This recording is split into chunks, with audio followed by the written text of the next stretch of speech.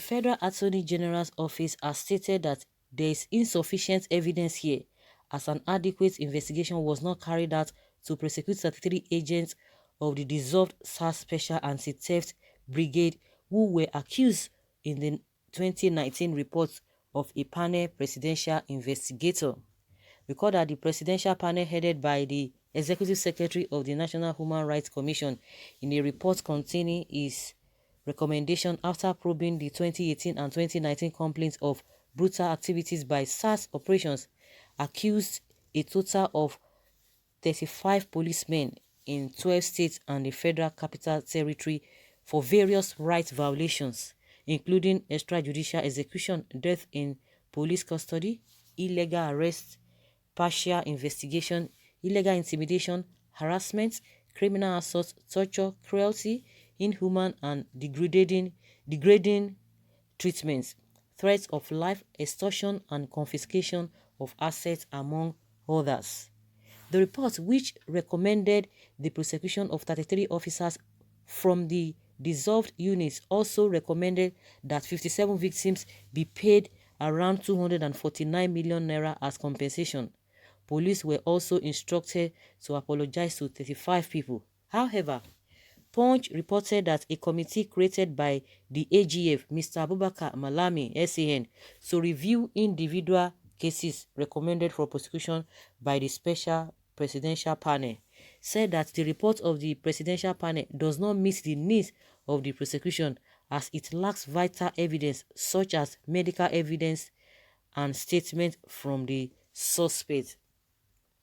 The report of the panel does not respond to the needs of the prosecution. No adequate investigation was completed in all cases.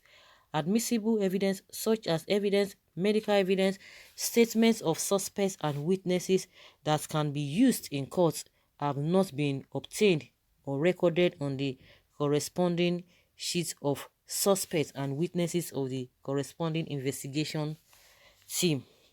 The report, in which he also expressed concern that the accused agents are still on duty and must undergo internal disciplinary measures by the police to prevent uniformed public ministries agents, lists 3 actions that must be taken in serious for the AGF office to be able to successfully implement the panel's recommendations.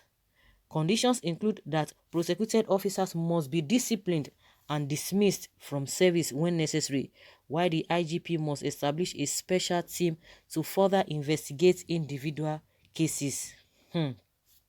Well, accused officers should be subject to immediate disciplinary action and fired when appropriate. That the IGP, who is well aware of the sensitivity of the matter, be advised to establish a special investigation team to carry out a thorough investigation of individual cases. That after an exhaustive investigation, the cases that are federal crimes or that fall within the FCT will be processed by the HAGF office, while those that are state crimes will be transferred to the respective state for prosecution. Okay, so as it is now, there's no evidence to prosecute 33 indicted Sars operatives.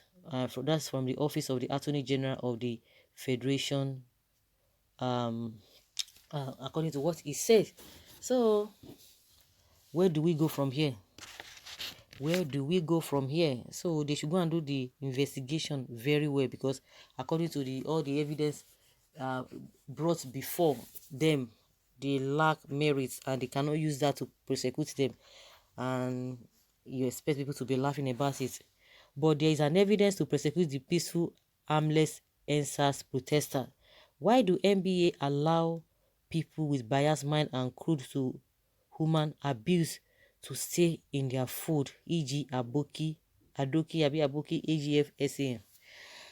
Now so we see corruption, wickedness, greed everywhere.